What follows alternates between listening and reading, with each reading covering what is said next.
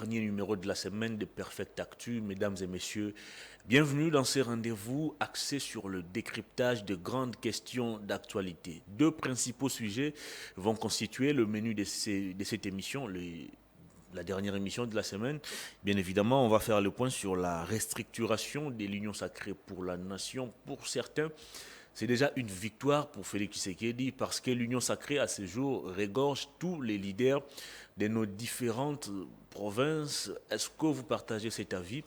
On va en parler au cours de cette émission. On va aussi revenir sur la situation sécuritaire sur l'ensemble du territoire national, au Nord Kivu, en Ituri, au Katanga, à Kwamut et même ici à Kinshasa.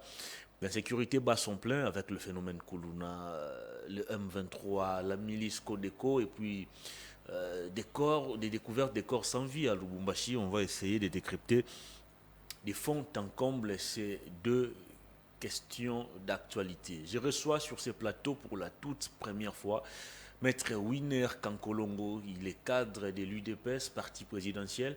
C'est donc avec lui qu'on va tenter de décortiquer ces deux grands sujets. Bienvenue, Maître.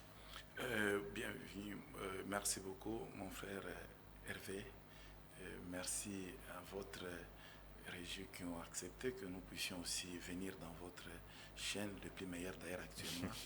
Merci beaucoup. J'en parle. Mais laissez-moi saluer un peu la population congolaise qui nous suit en direct, parce que c'est notre première fois. Et aussi, en même temps, nous avons l'habitude de saluer le président de la République. Bonsoir à lui. Et à Augustin Kabouya. Le béton de la République. Oui, il est le béton de la République. Augustin Kabouya qui est mon chef, notre secrétaire général du parti, ainsi que les combattants et les combattantes de l'UDPS. Et à vous aussi. Merci beaucoup. Comment se porte l'UDPS, le parti présidentiel? L'UDPS se porte à merveille. Au moment où nous parlons, en tout cas, nous sommes en train de préparer notre... nous sommes en train de préparer notre congrès d'ailleurs, qui va se tenir bientôt. Je pense que le secrétaire général va donner la date du congrès et ça sera du ouf. À quoi servira ce congrès? N'est-ce pas aussi une dépense de trop? D'autant plus que Félix Tshisekedi est déjà investi ou accepté déjà candidat président au niveau de la plateforme électorale Union Sacrée. Pourquoi l'UDPS doit encore organiser un autre congrès, sachant que son candidat naturel, c'est Félix Tshisekedi? C'est ce qui dit nos statuts. Nous sommes obligés de choisir un candidat pour l'UDPS. On ne peut pas se méfier à ce que les autres disent. Certainement, il faudrait que la population doit savoir que moi qui est devant votre micro, mon candidat et notre candidat aux élections 2023, c'est déjà Félix Tshisekedi Tshilombo. Mais pour formaliser les choses, il faut que les tests soient respectés du parti. Les textes du parti doivent être respectés. Et dans l'entretemps, vous avez aussi signé la charte de l'Union sacrée. Est-ce qu'il n'y aura pas opposition des textes? Non, écoutez, l'Union sacrée n'est pas égale à l'UDPS. Dans l'Union sacrée, il y a plusieurs partis. Il y a plusieurs partis qui gorgent l'Union sacrée. Mais l'UDPS est un parti à part entière qui fait ses mouvements librement et qui est en train de s'organiser librement et autrement. D'ailleurs, l'UDPS ne parlait même pas de la question de l'organisation parce qu'on a toujours été organisé depuis la naissance de l'UDPS. Ah bon? Depuis 1982 jusqu'à ce jour. Vous le pensez? Je confirme pour ne pas penser. Alors qu'il y a fissure à ces jours au sein de l'UDPS, il y a des gens qui n'ont jamais accepté les statuts que portait jadis Jean-Marc Aboun, des présidents AI. À un moment donné, Augustin Kabouya a été aussi secrétaire général AI. Il y a des gens qui n'ont jamais cautionné cela. Non, c'est-à-dire lorsque le test ne dit rien, on peut recourir à d'autres jurisprudences. Et l'UDPS a préféré recourir aux jurisprudences pour que l'organisation règne toujours dans le parti. Et c'est comme ça qu'après le départ de son Excellence, M. Félix Tshisekedi Tshilombo, à la magistrature suprême, bien sûr, il avait jugé bon de faire des transferts de son pouvoir. En fonction de quel texte de votre parti? C'est ce que je venais de vous dire. La loi nous permet de créer ce qu'on appelle des jurisprudences. Et c'est ce que nous avons créé à l'IDPS. Parce qu'à l'IDPS, lorsqu'on avait rédigé le statut de l'IDPS, on n'a pas prévu, au cas où le président de l'IDPS arrivait à la magistrature suprême. Cette prévision n'a jamais été promise dans nos tests. Et c'est ce qui nous a poussé d'ailleurs de raisonner comme des hommes responsables, de mettre de l'ordre dans notre maison. On ne pouvait pas laisser la maison sans ordre après tout. Est-ce que la responsabilité n'était pas dès le départ ou dès la création de l'UDPS de penser déjà au cas où un vide s'est créé à la tête du parti par exemple? plutôt que d'attendre. C'était une surprise parce que l'UDPS n'est pas créé justement pour que celui qui chapeaute l'UDPS devienne... C'est aussi une manière de confirmer l'hypothèse selon laquelle l'UDPS n'a pas été créé pour gérer. Non, l'UDPS, non. Comment vous pouvez dire qu'elle n'a jamais été pour mais comment gérer? Un parti parce peut que créer... l'objectif d'un parti politique, c'est d'accéder au pouvoir. Nous vous disons qu'on avait émis cette question-là dans notre statut. C'est-à-dire que pour vous, Étienne Tshisekedi, c'était un immortel? Non, parce que, mon frère, je vous informe, une jurisprudence est parmi les sources de droit. Les tests de l'IDPS, ce sont des tests qui récoltent toujours le droit judiciaire congolais. Et c'est ce que le constituant qui avait écrit le statut de l'IDPS avait émis pour ne pas mettre cette assise-là dans le test. Et c'est comme ça que l'intelligence nous pousse à ce qu'il faut raisonner le plus loin pour couvrir ce qu'on appelle le vide. On ne pouvait pas laisser le vide juridique à la tête du parti, une grande partie comme l'IDPS. Et c'est comme ça que nous nous sommes dit, tant mieux qu'il y ait ce qu'on appelle la procuration spéciale. Je pense que d'autres partis, lorsqu'il accédera aussi à la magistrature suprême, il aura à faire le même. Vous allez se souvenir que c'est l'IDPS, le seul parti en République démocratique du Congo, qui ont accédé à la magistrature suprême. D'autres partis, soit-ils, ils ont accédé par voie des coups d'État.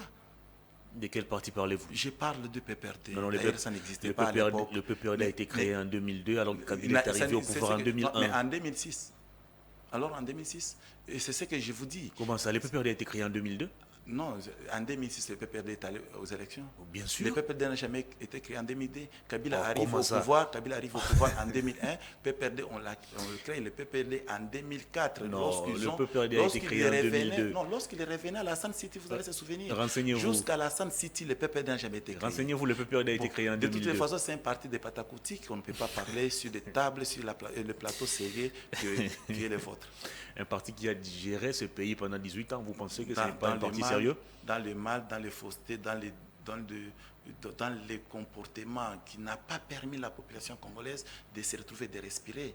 Le PPRD nous a amené tout ce que nous sommes en train de vivre aujourd'hui, mon frère. Et 4 ans aujourd'hui au pouvoir, qu'est-ce que l'UDPS a fait pour redonner la joie et le sourire dans le chef de ces Congolais? Je pensais que tu allais me dire que 18 ans, que vous avez aussi le pouvoir. Ah, vous attendez aussi faire 18 ans pour vous comparer cette fois-ci au écoutez, dans 4 ans, ce que le pouvoir en place, lorsque le chef de l'État prend la magistrature suprême, le chef d'État a consulté rien que la Constitution. Il prend notre Constitution et s'est dit, au lieu d'aller loin, la Constitution a trouvé quelques solutions dedans.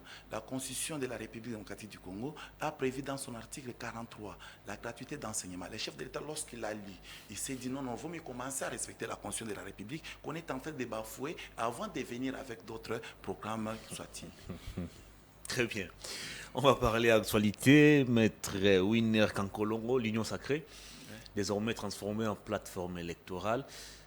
C'était quoi l'opportunité de penser à cette transformation maintenant, alors que cette structure politique a été mise en place depuis 2020 pratiquement?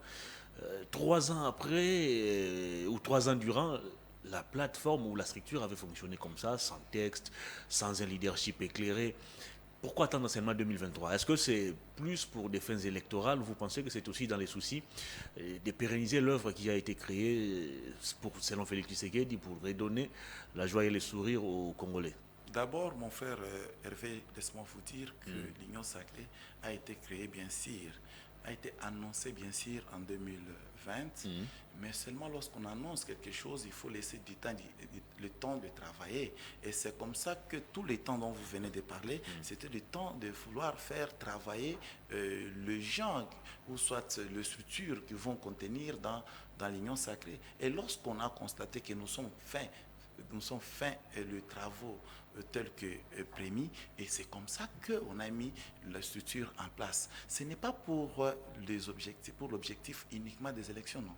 C'est justement pour organiser les hommes. Là où les hommes restent, il faut qu'il y ait une certaine organisation. Et vous allez se souvenir, madame, mon frère, lorsque vous dites que l'Union Sacrée est mise en place justement pour soutenir la candidature de son Excellence, M. Félix Tshisekedi Tshilombo, je vous dis oui et non aussi. Pourquoi? Parce que Tshisekedi se retrouve au pouvoir aujourd'hui, c'est par l'effort de l'unique IDPS. IDPS ainsi que notre associé qui était venu nous rejoindre, qui est l'INC. Donc seulement avec des partis politiques, et le premier parti politique principal qui est l'UDPS, qui est arrivé à accéder à la magistrature suprême. Mais aujourd'hui, nous sommes à l'Union sacrée. Est-ce que notre électorat de 2018, nous avons perdu? Non. Par contre, nous l'avons encore gonflé. Ce qui veut dire que l'UDPS a un électorat qui est à mesure d'accéder à la magistrature suprême, et on ajoute maintenant l'Union sacrée justement pour permettre aux Congolais et Congolaises d'être ensemble. Mon frère, c'est l'unité, c'est ce qui peut construire aussi le pays. On ne peut pas construire le pays tout en restant dispersé, soit en division. Non. Et c'est comme ça que nous lançons d'ailleurs l'appel purement pathétique d'inviter nos frères qui traînent encore avec l'histoire que nous avons créée à l'époque, la Mouka, de venir rapidement et intégrer et venir dans le bateau pour que... L'histoire que vous avez créée ensemble, la Mouka, ce n'était pas une invention de l'UDPS. Non, c'était l'invention de l'UDPS. Comment ça? Les propriétaires la Mouka, c'est la conception de 7 leaders. Non, c'est la conception de Etienne Tshisekedi qu'il a expliqué à ses amis. Etienne Tshisekedi est décédé en 2017. Plutôt. J'ai dit c'est la conception de Félix Tshisekedi Tshilombo qui, lui, avec son intelligence et sa négation, il a conçu la Mouka, il a présenté à ses amis à l'époque. Et les amis ont adhéré à l'idée. Et c'est comme ça, et même vous dites... Comment Félix Tshisekedi, lui qui est concepteur de la Mouka, selon vous, s'est séparé de ses amis en abandonnant même cette coalition, la Mouka, pour aller battre campagne au nom du cash? Mon frère, c'est contradictoire. Il est difficile pour avoir un terme, que ce terme prévient de 7 ou 5 personnes, soit des personnes. Il y a quelqu'un qui dit que notre structure s'appelle la Mouka, et ce monsieur-là s'appelle Félix Tshisekedi Tshilombo. Personne ne peut nier jusqu'à ce jour. Mais seulement, lorsqu'il a compris qu'il y a l'infiltration dans le comportement des amis qu'il avait, qu'il considérait comme ses frères, il s'est dit tant mieux les laisser avec les esprits malsains, les esprits démoniaques qui animaient ces gens-là à l'époque. Je parle de Genève, bien sûr. Et qu'est-ce qui vous fait croire aujourd'hui qu'au sein de l'Union sacrée, dans sa nouvelle configuration, il n'y aura jamais d'infiltration? Tous ceux qui sont aujourd'hui dans l'Union sacrée sont des saints, c'est des gens qui n'ont jamais commis des fautes politiques. Qu'est-ce qui vous donne toutes ces garanties? D'ailleurs, la politique, c'est question de croyance et de conviction. Il faut être convaincu de ce que vous faites. Si vous n'êtes pas convaincu, vous pouvez quitter à tout moment. Nous, on n'interdit pas les gens qui constituent l'Union sacrée aujourd'hui de ne pas quitter, non? Et on ne dit jamais que même nos amis qui sont à l'UDPS, on les interdit de quitter. Non, tu peux quitter. Vous pouvez quitter à tout moment, mais ce n'est pas par le fait de quitter que la structure va disparaître. Non, nous continuons. Nous avons l'exemple patent, mon frère, de l'UDPS. L'UDPS a été créé depuis 1982. Et vous pouvez compter combien de personnes qui sont parties à l'UDPS. Ils sont nombreux. Et on ne garde pas personne, on ne retient pas les gens par force. Ce sont des structures purement politiques, ce sont des partis politiques. Vous pouvez quitter sans problème. Et même si ces gens-là quittent, qu'est-ce que nous, l'UDPS, nous allons perdre? Parce que je venais de vous dire que l'UDPS est capable de battre campagne en République démocratique du Congo et faire élire leurs candidats. Est-ce que nous, l'UDPS, on peut compter sur l'Union sacrée? Oui, parce que ce sont des humains, ils peuvent aussi apporter des tonus. Mais nous sommes sûrs de notre capacité de mobilisation. C'est-à-dire, vous pensez qu'au sein de l'UDPS, vous êtes capable de faire réélire Félix Tshisekedi sans l'appui de l'Union sacrée, de tous ces leaders qui constituent aujourd'hui cette plateforme? Mais, mon frère, nous avons un exemple qui n'est pas à nier. Okay. Je venais de vous dire qu'en 2018, nous avons fait élire notre président. Vous avez bénéficié aussi du soutien de Vital Kamerhe, qui s'est d'ailleurs effacé. Je l'ai cité. Je vous avais dit qu'il y a notre frère Vital Kamerhe qui nous avait accompagnés dans cette lutte. Ce qui veut dire qu'il pouvait ou n'est pas, et nous on allait toujours accéder à la magistrature suprême parce que nous connaissons la capacité de mobilisation de l'UDPS. C'est le seul parti en République démocratique du Congo qui se retrouve partout en République démocratique du Congo, au coin et recoin de la République. C'est l'UDPS. Mais Villétan aussi, mon frère, c'est un parti vieil de la République. Très bien, on évolue. L'Union sacrée aujourd'hui, pour certains, c'est le FCC bis, carrément. Vous avez pris tous ces anciens kabylistes pour constituer aujourd'hui la plateforme Union sacrée pour la nation et vous les avez aussi responsabilisés pour diriger cette même plateforme, sachant que tous ces gens qui sont aujourd'hui dans l'Union sacrée venaient de signer il y a, je crois, 3 ou 4 ans, une autre charte pour renouveler leur loyauté, leur fidélité à Joseph Kabila. Vous avez quelle garantie aujourd'hui que ces gens ne vont plus changer de position? Je reviens au propos de mon secrétaire général Augustin Kabouya, AK47, qui avait tenu des propos pleins de sagesse dedans, qui a dit que ici, nous sommes réunis tous avec nos faiblesses et nos forces, avec nos capacités intellectuelles pour se soutenir d'abord et se passer dans ce que nous allons commencer à poser comme acte. On ne peut pas considérer que parmi nous, il y a les uns qui sont saints et les autres qui sont des diables. Aimons-nous tous, travaillons pour le compte de la République. Mais s'il y a quelqu'un qui veut partir, il ne peut que partir. Mais nous, on ne souhaite pas que les gens viennent pour partir. Ça ne fait pas avancer la République, mon frère ami. Vous avez donné un exemple qui fait mal d'ailleurs dans le cœur. Les gens qui sont loyautés avec Kabila, il lui dit, nous, on ne peut pas te laisser parce que toi, Kabila, tu es le maître suprême de la République démocratique du Congo. Et nous avons d'ailleurs touché votre sang qui coule dans nos veines. Mais par conséquent, il arrive à quitter. Oui, ces genre de personnes, nous les invitons dans votre micro d'ailleurs, parce qu'ils sont tentés de nous suivre, de cesser avec ce genre de comportement, parce que ça ne rend pas un humain responsable. L'homme doit être responsable des actes qu'il pose et il doit assumer. Et c'est tout à fait aussi normal qu'on quitte Kabila. Kabila a laissé la politique, mon frère. Ah bon? Kabila a laissé la politique, il est en train de s'occuper. Il vous l'a dit? Mais certainement, ça se constate sur le terrain. Kabila a appelé ses siens de ne pas s'enrôler pour ne pas aller aux élections. Et Kabila, actuellement, il devient d'ailleurs un éleveur des animaux. Vous allez partir chez lui à Kingakati, à Kachamanta, tu vas voir ce que le monsieur est en train de faire. C'est impeccable et je ne trouve pas comment le monsieur peut encore revenir. Vous voulez faire du nouveau avec du vieux. Vous avez décrié la gestion de tous ces gens qui ont décidé de rejoindre aujourd'hui l'Union sacrée, et vous voulez utiliser le même pour transformer, entre guillemets, le Congo. Est-ce que vous n'êtes pas en train de rêver ou vous n'êtes pas justement enseigné par l'histoire? Non, ici, il n'y a pas un problème des individus. La RDC a un problème de la conscience. La RDC n'a pas un problème d'hommes. Nous avons des hommes capables, des hommes intelligents, des hommes qui sont prêts de faire de meilleurs pour l'avantage de la population congolaise. Mais ici, il y a un problème de conscience. Nos politiciens, très souvent, ils ne sont pas conscients dans ce qu'ils font. Et c'est de là où ça frise. Et nous vous disons directement qu'il faut qu'ils reprennent leur conscience en tant qu'humains. Ici, le problème majeur, c'est la République. Ils vont reprendre cette conscience comment? Avec la discipline que nous allons imposer à l'Union sacrée. Ah bon? Je vous assure. Joseph Kabila n'avait pas une discipline? Lui, je ne crois pas. Lui, je ne crois pas. Lui, en tout cas, je ne crois pas. Lui, c'est sa personne qui faisait craindre. Joseph Kabila, avec tout ce qu'il représente, il représente comme personnalité, comme dignité, l'autorité qu'il incarne. Vous estimez que Joseph Kabila n'avait pas de la discipline? Ces gens-là savaient qu'ils étaient en face d'un homme politique. Un homme politique. Kabila n'était pas un politique. Ah bon? Oui.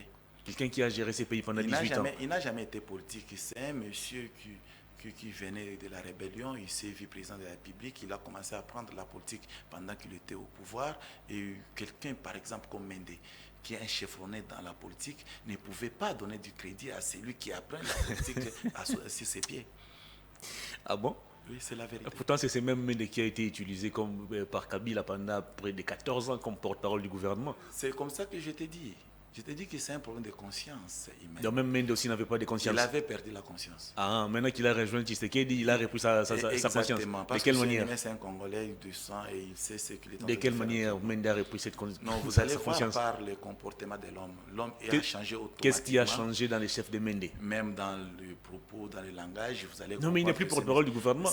Comment va-t-il encore se prononcer constamment comme il le faisait? Lambert Mende, lorsqu'il était avec Kabila, il n'a jamais critiqué le pouvoir de Kabila.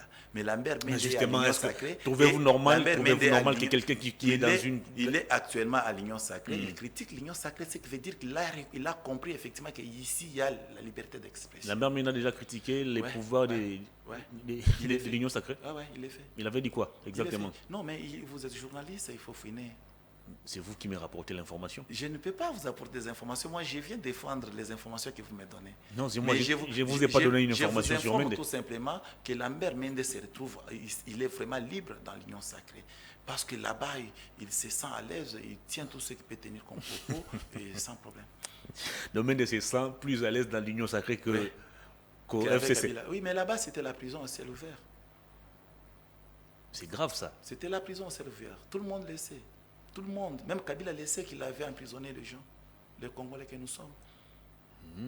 Il le sait là où il est. Ce n'est pas pour rien, il vous dit que j'ai fait beaucoup de mal et je suis obligé de régler. Si Mende qui a été ministre sous Kabila pendant... Bon, je ne vais pas faire de la fixation sur Mende, il s'efface un peu trop ces derniers temps, il risque de nous accuser au CESAC. Non, pas du tout. Prenons le cas de quelqu'un comme Bahati Lukobo par exemple, qui a été aussi plusieurs fois nommé par Joseph Kabila. Si, en peu de temps seulement, il peut quitter Kabila pour rejoindre Félix Tshisekedi, Kabila avec qui il a passé 18 ans, et que pensez-vous de Bahati Lukobo quand Félix Tshisekedi ne sera peut-être plus au pouvoir? Moi, personnellement, j'ai du mal de parler sur notre papa qui est Bahati. C'est notre papa. C'est un exemple. Ils sont nombreux, ceux qui ont quitté Kabila. C'est l'exemple, oui. Mais je connais l'abnégation de ces messieurs-là. C'est un homme très correct. Mais il s'est vu dans un cas où on emprisonnait tout le monde. À quel moment tous ces gens sont devenus corrects? Parce que l'UDPS ici présentait ceux qui étaient du côté du FCC comme des diables, comme des gens qui ont détruit systématiquement ces pays. À quel moment ces gens ont changé pour devenir des anges aujourd'hui? Peut-être que mon frère Hervé, laissez-moi vous dire, l'UDPS combattait le système. Il ne combattait pas des personnes. Mais ce sont ces individus qui incarnaient ces systèmes. Non, celui qui incarnait le système, c'était Kabila. Pourquoi? Parce qu'il n'était pas un politique. Vous voulez que je parle en quelle langue, mon frère? Kabila n'était pas politique. Kabila n'était pas politique. Pourtant, c'est le même Kabila que Augustin Kabouya, votre secrétaire général, nous a présenté comme un homme crédible, un homme sérieux. Atali, à mon UDPS, a pris pouvoir. Non, ça c'était des propos politiques. Et Augustin Kabouya, c'est un sage. Il pouvait que dire ça pour contourner M. Kabila qui détenait des armes avec lui. Il était entouré avec des armes, des munitions, des militaires. Et aujourd'hui, il est démilitarisé. Non, il est dépouillé de toutes forces publiques. C'est un homme comme vous et moi. Très bien. Alors, qu'est-ce que vous attendez de cette reconfiguration de l'Union sacrée, au-delà des élections, au-delà de votre vœu de remporter les élections à tous les niveaux? Nous attendons de l'Union sacrée de belles méthodes, des méthodes qui vont faire de sorte que la République démocratique du Congo puisse aller de l'avant. Nous attendons de l'Union sacrée qu'il fasse des efforts pour que la population congolaise puisse se retrouver dans son ensemble. Nous attendons de l'Union sacrée d'aider le président de la République à prendre de bonnes décisions. Parce qu'il y a aussi des influenceurs dans les mal. Il faut malheureusement que le président de la République ait endurci avec la politique qu'il a appris depuis son enfance. Et c'est comme ça il se retrouve, il est trompé difficilement. Il est difficile d'aller tromper son Excellence Félix Tshilombo. Ça, je ne te mens pas. Et nous sommes en train de croire qu'avec les gens qui ont accepté de faire le marche ensemble avec nous pour le compte de la République, que la République démocratique du Congo prenne une autre allure. Parce que nous les souhaitons. Nous avons que la RDC qui est notre pays, on ne peut pas les perdre, mon frère. Soutenons l'Union sacrée, soutenons Félix Tshilombo pour l'avancement de la République. C'est ça l'espoir que la République détient pour l'instant. Et l'avenir est écorché par Félix Tshilombo. Je ne le fais pas pour le flatter, mais je dis parce que j'ai l'habitude de croiser aussi l'homme. Il m'a déjà réussi une ou deux fois, je vous dis, tout en étant président de la République. Lorsque j'ai écouté l'homme, je me suis dit non, si en réalité Dieu a voulu aider la RDC, voilà que Dieu aide la RDC à travers ce monsieur. Dans sa prise de parole lors de la signature de votre charte, Augustin Kabouya avait plus martelé sur la sincérité qui doit animer les différentes personnalités qui sont aujourd'hui membres de l'Union sacrée dans sa configuration actuelle. Selon vous, s'il faut essayer de décrypter un peu les propos d'Augustin Kabouya, à quoi il faisait allusion quand il évoquait la sincérité? Non, mais il n'a pas parlé au hasard. C'est un homme qui voit de loin. Kabouya sait.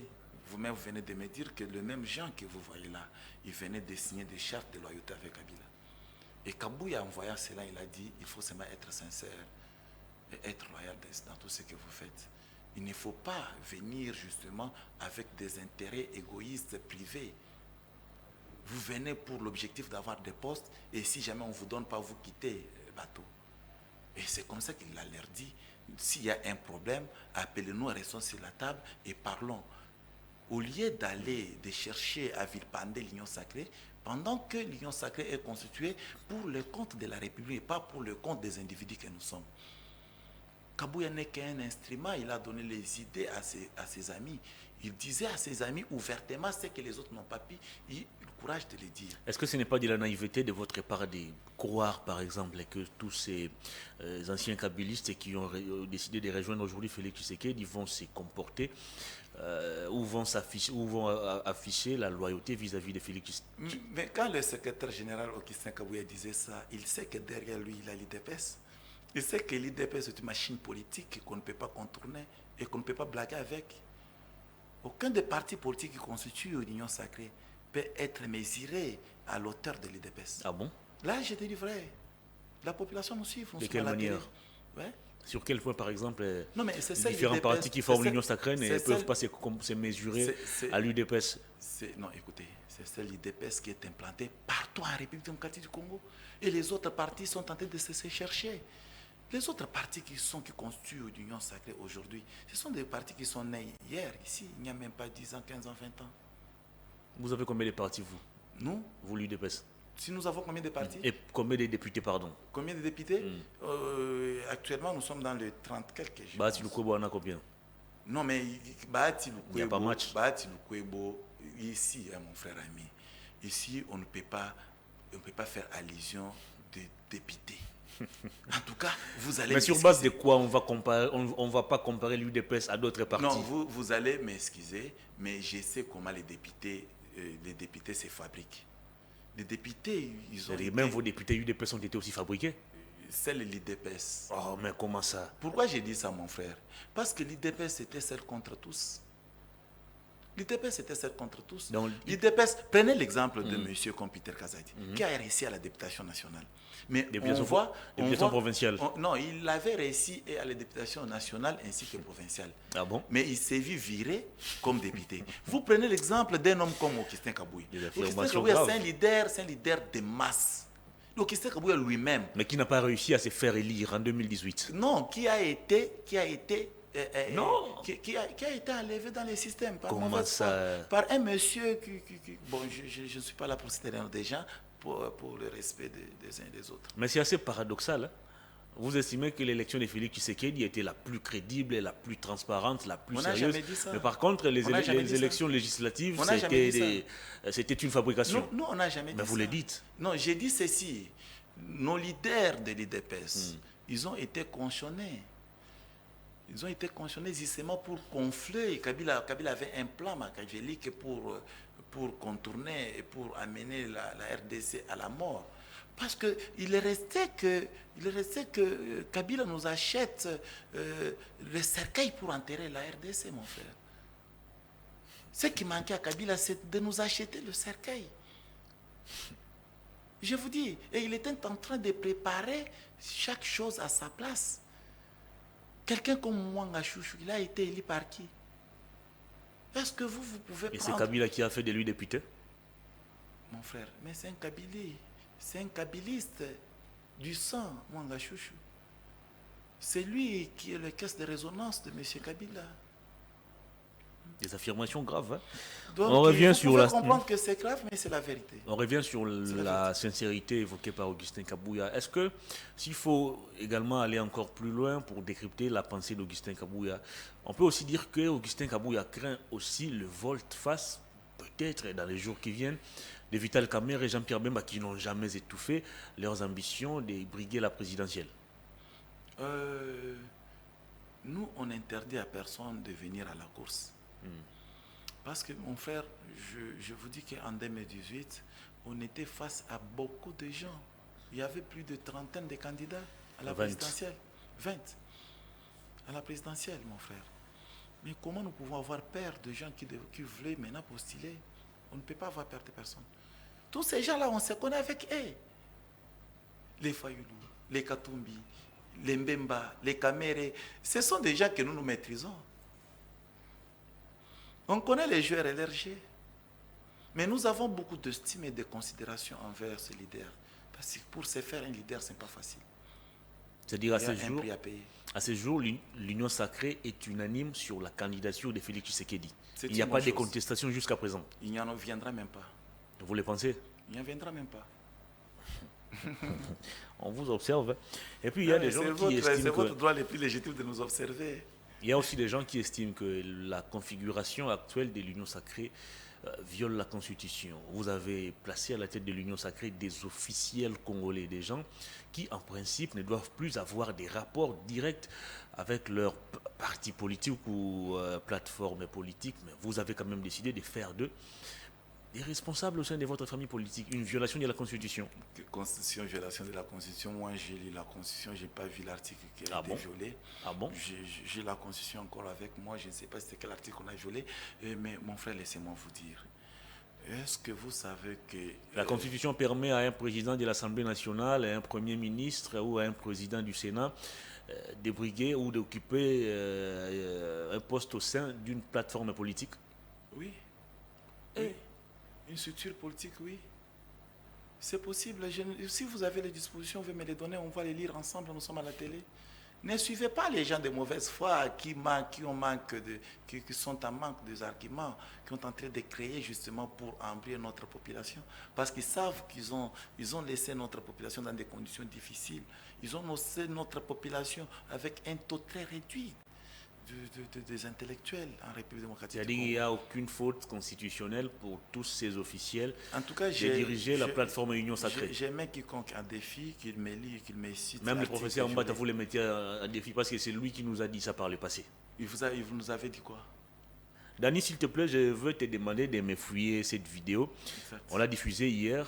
Trouvez-moi la vidéo du professeur Mbata où il fustigeait le fait pour le FCC de nommer en son sein des officiels congolais. Trouvez-moi cette vidéo, s'il te plaît. Okay. Entre-temps, nous poursuivons cette émission. C'est un constitutionnaliste, j'ai beaucoup de respect envers lui, mais je vais écouter cette vidéo et j'ai des arguments pour... J'espère qu'on va retrouver cela au niveau de la régie. On l'avait diffusé d'ailleurs hier. Très bien.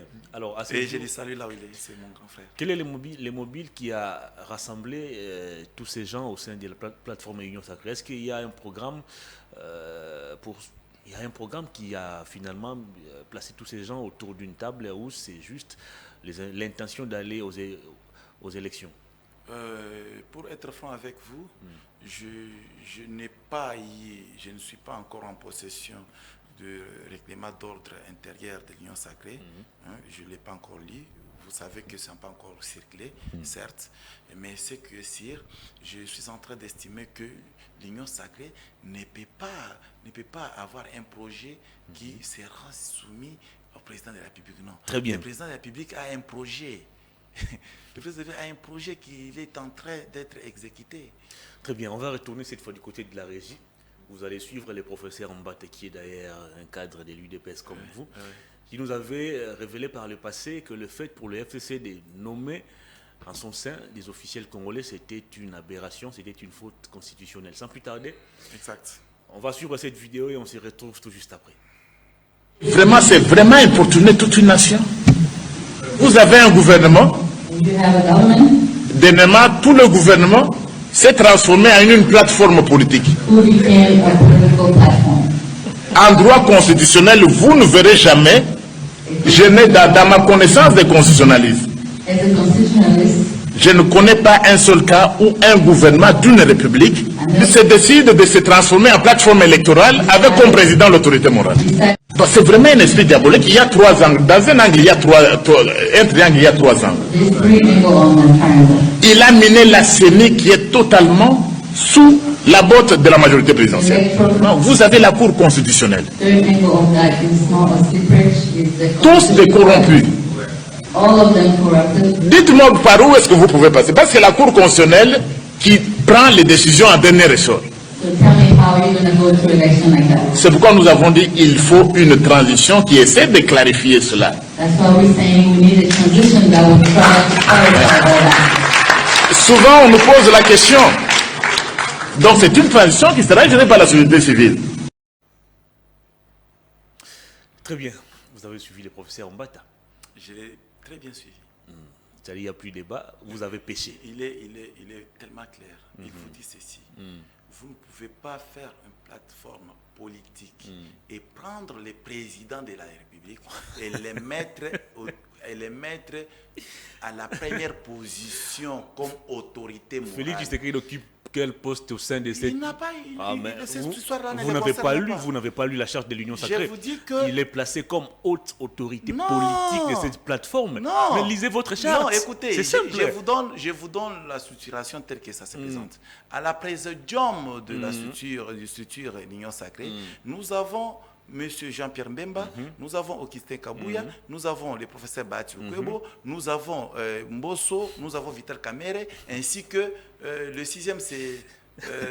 ils sont en nombre de 7 ou 6. Ce sont eux qui gèrent les présidiums des plateformes d'Union Sacrée. Non, Félix Tshisekedi n'a pas de poste. Félix Tshisekedi n'est pas là. Mais c'est lui qui est cité comme haute autorité politique dans cette charte. Non, vous allez lire la charte. Nulle part, on a cité le nom de Félix Tshisekedi comme l'autorité morale de cette charte. On parle d'ailleurs de la haute autorité politique. Je vous dis que ça n'existe pas. Non, c'est-à-dire quoi? Je vous dis ceci. Ça n'existe pas dans la charte. Okay. Et je vous confirme encore. Comment expliquer? Vous mettez Félix Tshisekedi comme haute autorité et vous mettez encore le présidium. Ça n'existe pas nulle part, ça serait une contradiction. Et c'est comme ça qu'à l'Union Sacrée, on a compris les enjeux de l'ère pour ne pas mettre le président de la République dans le faute constitutionnel. Parce que seul le président de la République, c'est lui qui ne peut pas avoir soit un champ de parti politique, ni moins de structure.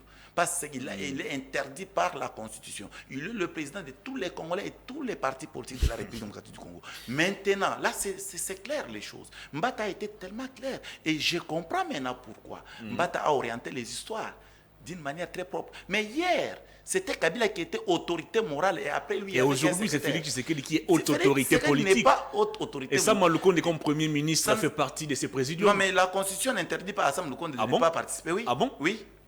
Oui. Et la Constitution n'interdit pas. La Constitution interdit au président de la République. Sam Lukonde peut avoir un parti politique. Oui, je vous dis. Mais le président de la République n'a pas un parti politique. Bien comme qu'il est issu de l'IDPS, mais le fait par lui d'être président de la République, il cesse d'office d'être de l'IDPS. Il devient le président de la République de tous les partis. Avez-vous déjà lu l'article 97 de la Constitution? On peut le lire ensemble avec vous? Oui, vas-y. Allez-y. Donc Sama Lukonde, sa présence dans cette plateforme n'est pas une faute constitutionnelle. Je vous dis. Très bien. On va poursuivre cette émission rapidement. Nous touchons déjà vers la fin. Vers la fin alors. Bon, on doit parler de la sécurité. Ça brûle à travers tous les pays. Au Nord Kivu avec cette histoire des zones tampons. En Ituri avec la milice Codeco. À Lubumbashi, c'est pratiquement tous les jours qu'on découvre des corps sans vie. À Kwamut, à Kinshasa, le phénomène Kuluna. Est-ce qu'à ce jour, on peut encore dire que le gouvernement de la République accorde un intérêt particulier sur la sécurité des Congolais? Oui, le gouvernement de la République est en train de travailler toujours. Et le gouvernement ne dort pas. On continue à travailler. Vous savez pourquoi ils se sont mis au travail pour éléguer tout ce qui est comme sécurité en République démocratique du Congo. Mon frère, le pouvoir succède un pouvoir sanguinaire. Vous plaignez toujours. Un pouvoir... Kabila est parti, mais vous continuez toujours de vous plaindre. Mais écoutez mon frère, dans votre maison personnelle, il y a un sorcier logé là-bas, dans votre maison. Et vous avez délogé déjà ces prétendus sorciers. Et vous pouvez me laisser terminer. Allez-y. Maintenant, je vous dis ceci. Ils ont dit à nous laisser tous les groupes rebelles. Ils travaillaient ensemble avec les gouvernements passés, avec l'objectif de bien voler nos minéraux et l'amener ailleurs. Justement pour faire contraindre notre population de continuer dans la souffrance. Parce que la souffrance de la population congolaise a été prédite et travaillée. Il y a des gens qui ont mis leur intelligence pour ne pas permettre à la population de se retrouver en tant que telle. Et c'était trop grave. Et c'est comme ça que ces gens que vous voyez, ils ont commencé à créer des milices, des rébellions de gauche à droite. Justement pour faire peur à la population et que la population n'ait pas la force de faire l'application de l'article 5. C'était justement pour faire peur à la Constitution. Et maintenant, lorsque nous sommes accédés au pouvoir, nous avons trouvé que le pays qui est le nôtre, la RDC, était totalement déchiré. Parce que le problème de l'insécurité, vous savez quand ça date.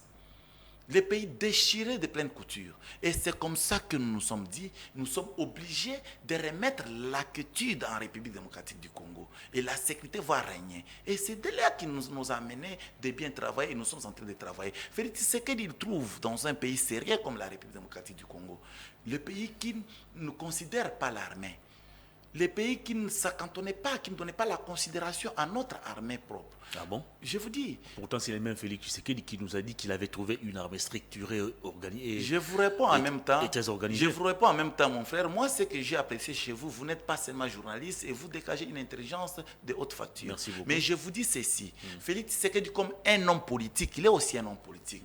Lorsqu'il entre à la magistrature suprême, il sait que lui, il est civil. Félix était civil. Lorsqu'il entre à la magistrature suprême, il faut chercher des termes, attirer les sympathies de gens, des forces de sécurité, pour maintenant chercher à détecter les mauvais fruits qui sont à l'intérieur. Et des propos politiques tenus par Félix Tshisekedi, c'était pour séduire notre armée, que l'armée vienne auprès de Félix Tshisekedi et commence à détecter le faux qui s'y retrouvait dans notre armée. Et c'est ce qu'il a fait, et c'est ce qu'il est en train de faire. Mais voilà, il a doté notre armée, la loi de proclamation militaire, mon frère, avec un budget de 2,5 milliards qui revient automatiquement pour l'armée. Où en sommes-nous avec ces projets? Non, mais c'est déjà en cours. Le projet, c'est déjà en cours. La loi a été déjà promulguée par Félix Tshisekedi Tshilombo. Peut-être que vous n'en avez pas. Et le journal officiel est à côté de vous ici. Vous pouvez aller en chercher. Très bien. Vous estimez que lors de son accession au pouvoir, Félix Tshisekedi avait trouvé un pays déchiré par la guerre, par plusieurs groupes. Armées de gauche à droite. Ok, mais aussi il faut rappeler que quand Félix Tshisekedi est arrivé au pouvoir, la RDC contrôlait tous ces 145 territoires.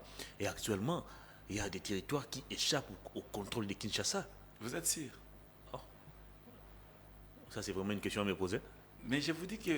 Qui contrôle la cité de Bunagana aujourd'hui? Mais je vous dis ceci. Félix entre au pouvoir, il trouve plus ou moins 70 ou 60 quelques groupes armés. Ils étaient où? En dépit de l'existence de tous ces groupes armés, la RDC contrôlait tous ces 145 territoires. Ces groupes armés étaient en RDC. Oui. Mais dans quel territoire? Mais en même temps, la RDC contrôlait tous ces 145 territoires. Non, maintenant c'est ça le problème. Comment vous pouvez expliquer? Dans votre République démocratique du Congo, il y a plus ou moins autant de groupes armés. Mais ces groupes armés qui se retrouvaient en RDC, dans nos frontières. Et c'était dans quel pays, dans quelle province, dans quel territoire précisément? Donc moi, je ne peux pas méfier. Moi, je méfie beaucoup plus aux mensonges. Oh. Oui, c'était des mensonges. Qui contrôle Bunagana aujourd'hui? Mais quand vous me dites qui contrôle Bunagana aujourd'hui... Quel est ce Congolais nommé par Félix Tshisekedi qui travaille aujourd'hui comme chef, je ne sais pas moi, de la cité de Bunagana? Mais c'est ce que Comment il s'appelle? Je suis en train de vous dire ceci, mon frère. Félix est entré au pouvoir, il a trouvé les pays déchirés avec des groupes rebelles partout en République démocratique du Congo. Parce que le groupe rebelle, lorsqu'il faisait des terreurs en République démocratique du Congo, il les faisait dans des territoires précis et connus. Quels sont ces territoires-là? C'est ça qu'on ne vous a pas dit. On devrait vous dire. Dites-nous alors. Il y avait des territoires, entre autres, de Bunagana que vous venez de citer. Parce que, comment expliquer... Mais aucune fois on avait appris que Bunagana était tombé entre les mains des rebelles. Mais je vous dis que le gouvernement passé pouvait cacher les informations pour ne pas vous donner... Écoutez, on a pris Bunagana. Est-ce qu'il y a eu des batailles qui se sont passées pour que le Bunagana nous parte? Ou soit des gens ont entré librement? On peut retirer, on peut avoir une des provinces ou soit une des territoires sans qu'il y ait affrontement de miliciens. Et le fait pour vous... ils sont entrés par quel mécanisme? Le fait pour vous que Bunagana soit aujourd'hui contrôlé tantôt par les militaires ougandais, tantôt par les rebelles, sans Bunagana, mon frère, y affrontement, ça vous arrange? Mon frère Bunagana, je vous dis, on n'a jamais pris le Bunagana pendant la gestion de Félix Tshisekedi. Ah bon? Le M23 était déjà à Bunagana. Ils étaient déjà à Bunagana. C'est lorsqu'ils ont compris que Félix Tshisekedi est en train maintenant de faire l'effort pour le bouter dehors. Et c'est comme ça que ces gens-là, ils se sont montés au créneau pour commencer à publier l'histoire dans les réseaux sociaux. C'est contradictoire? Ce n'est pas contradictoire. Vous savez pourquoi j'ai dit que ce n'est pas contradictoire? Le M23 restait dans quel territoire avant d'occuper Bunagana? Cette question-là, on ne répond pas. Les M23 étaient déjà en Bunagana, mon frère. Mais pour des raisons sécuritaires, on ne pouvait pas faire paniquer nos populations. Et c'est comme ça que le régime passé gardait des secrets, gardait des informations pour les livrer. Mais moi, je vous livre quand même. Parce que moi, je suis parmi les politiciens sérieux de la République. Je dis rien que la vérité. On ne peut pas nous récupérer un des territoires s'il n'y a pas d'affrontement militaire. Mais un matin comme ça, c'est quelqu'un qui fait une déclaration dans le média que nous sommes en Bunagana. Non, vous y étiez déjà en Bunagana. Avant que nous y entrons au pouvoir. C'est ça la vérité. Très bien. Et au niveau de Lubumbashi, depuis un moment, c'est pratiquement tous les jours que la population découvre des corps sans vie à travers tous les coins de la ville. Qu'est-ce qui se passe également dans cette partie du pays? Ça fait mal, on n'encourage pas parce que nous ne sommes pas là pour laisser nos populations mourir bêtement comme ça. À Lubumbashi, on trouve les gens morts, des corps. Pour quel motif? Vous pouvez tuer vos propres frères, mon frère ami. Vous savez que, dès qu'on a Hervé, il y a RDC, il y a un poison, il pouvoir ce pouvoir il faut que poison. Nous on était ici ensemble avec vous. Cette histoire de tuer, cette histoire de mettre du poison pour tuer les autres, nous on ne connaissait pas. On ne les connaissait pas, mon frère. Comment les gens peuvent venir arriver jusqu'au point d'amener la population congolaise de saillir entre eux, de s'entretuer? Oh non, ça fait mal. Ça fait mal. Non, ce n'est pas au hasard que nous avons dit le mal du Congo, c'est l'entrée de Afdel ainsi que la suite de Kabila. C'est ça le mal du Congo. Non, nous, on pouvait rester fin, ce qui est vrai. Mobutu ne nous a pas laissé en train de manger jusqu'à se rassasier. Oui, on avait habitué. Mais tant mieux rester dans ces conditions que nous tuer. Et aujourd'hui, l'UDPS au pouvoir, vous apportez quelle solution pour mettre fin à ces tueries, à cette insécurité grandissante? Exactement. Pas IDPS, le gouvernement est en train de travailler. Ce n'est pas pour rien. On a placé un homme qu'il faut à la place qu'il faut. Un homme trop rigoureux. Un homme de rigueur, mon frère. De qui parlez-vous? Peter Kazadi. Ok. Peter Kazadi. C'est le mot d'ailleurs du propriétaire de cette chaîne. Je vous dis, les noms de Peter apparemment, ce sont déjà rigoureux, hein, je constate. Donc, Peter Kazadi va faire un travail de quittant. Moi, je vous demande de lui accorder ne fût-ce que 100 jours. Vous allez voir, toutes ces bêtises vont prendre fin. Mais ce qui est vrai aussi, l'insécurité qu'entraîne partout au monde. Il est difficile de gérer l'insécurité à 100%. Mais au moins avec Peter Kazadi, vont nous amener jusqu'au point d'atteindre les 85% de la gestion de l'insécurité. À Kwamout, on a perdu déjà le contrôle du fleuve. Nos marines sont tuées au quotidien. C'était une révélation faite par le président de l'Assemblée nationale, deuxième personnalité du pays. C'est quand même une déclaration à prendre très au sérieux. Il a raison. Nous sommes en train de prendre ça très au sérieux et on est en train de travailler. Mais seulement, j'interpelle ici dans votre micro. Les gens qui étaient en train de monter les cabanes, de gauche à droite, chercher de faire les pouvoirs en place du mal avec des rebelles, amener des gens avec de bœufs, avec. Non, mon frère, à Kwamuntu, il y a une histoire. Nous sommes en 2014. Nous avons vu les gens en train de venir. Basimbi Bangombe na bango na Matoyi. Ces gens-là proviennent d'où? Oh non, nous voulons aller faire nourrir la population quinoise. Nous, on avait dit à ces gens-là, il y en a Bangombe qui sont dans ça. Maintenant, conséquence, ce sont ces gens-là qui se constituent les tueurs des gens comme nous. Ce sont ces gens-là qui avaient entré avec leurs armes. Ce sont ces gens-là. Non, c'est-à-dire la trahison en République démocratique du Congo avait atteint les niveaux très très crucial.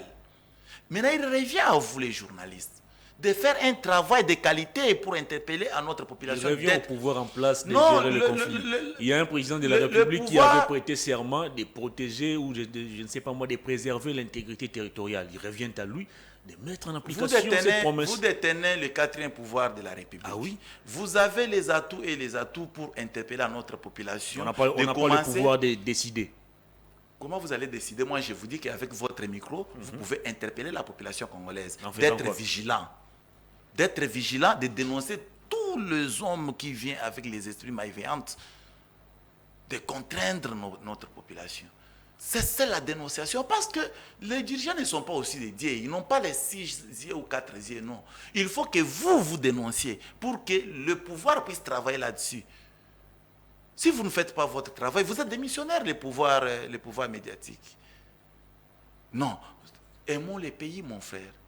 Aimons les pays, nous avons que ça. Nous aimons les pays, mais que chacun puisse jouer sa partition. Exactement. Ça, c'est cette interpellation. Vous avez prêté serment de préserver cette interpellation nous donne encore du courage. Ça nous donne du courage de beaucoup travailler. L'interpellation nous donne du courage de beaucoup travailler. C'est comme ça que nous vous invitons de continuer à nous interpeller. Très bien. Merci beaucoup. On va terminer cette émission. Et à Kinshasa, il y a le phénomène Kuluna qui bat son plein. Il est difficile de circuler. On a du mal à sillonner librement. On ne sait plus nous promener avec nos biens, des valeurs. C'est très difficile. Très difficile et ça fait mal. Ça fait mal. Et de là que je venais de le dire ce matin, que, en tout cas, notre pays mérite mieux que ce que nous voyons. Le pouvoir en place a mis un système de prendre les enfants Kuluna et les envoyer à Kanyamaka Sese, là où il y a le général Kasongo Kabwika. C'était pourquoi, quand le gouvernement débloque de l'argent et on donne à un monsieur pour encadrer ces enfants-là, c'est par amour de notre population. Oui, les Kuluna sont en train de faire du mal à la population. Est-ce qu'il faut aussi tuer les Kuluna? Non, il faut les encadrer. Parce que hier, nous avons vu, on est en train de tuer les Kuluna avec l'opération du Kofi. Oui, cette opération a tenu, mais l'opération tient tout en tuant. Très bien. C'est ce que nous, on n'avait pas aimé. Nous avons mis notre politique en place pour encadrer cette jeunesse. Et nous interpellons à la jeunesse qu'avec le nouveau commissaire de la ville de Kinshasa, Jean Bosco, qui vient de remplacer Sylvano Kasongo, je pense que l'homme doit faire l'effort de beaucoup travailler. L'homme va faire l'effort, il ne faut pas nous montrer l'impression comme jadis, parce que Général Kasongo, ce qui est vrai, c'est monsieur du bureau, hein, lui c'est un administratif. Bon, Kabila l'avait choisi par quel en tout cas, je ne sais pas les mots, mais il faut voir même dans la bouche. Et moi, je veux que Jean Bosco puisse nous faire un travail d'équitant, qu'il descende partout, qu'il commence d'abord à faire une permutation dans tous les sous-sièges des républiques. On ne peut pas comprendre, même les policiers, dans des sous-sièges, commencent à coopérer avec les jeunes Kuluna. Ils commencent aussi à opérer ensemble avec ces jeunes-là Kuluna. Très bien. C'est ce qui n'est pas admissible, mon frère. Ce qui n'est pas admissible. Et moi et vous, nous sommes en danger. Si on ne décrit pas, si on ne dit pas la vérité en face, alors rien ne sera fait. Il revient en tout cas à la population congolaise de dénoncer tous ces gens-là. Parce que la population sait. Mon frère, ton voisin qui est Kuluna, toi tu le sais, que mon voisin ici, son comportement n'est pas digne.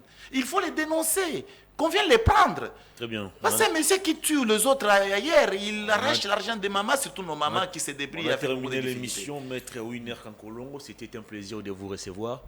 Grand merci à vous pour votre disponibilité. Merci à vous autant. Merci beaucoup.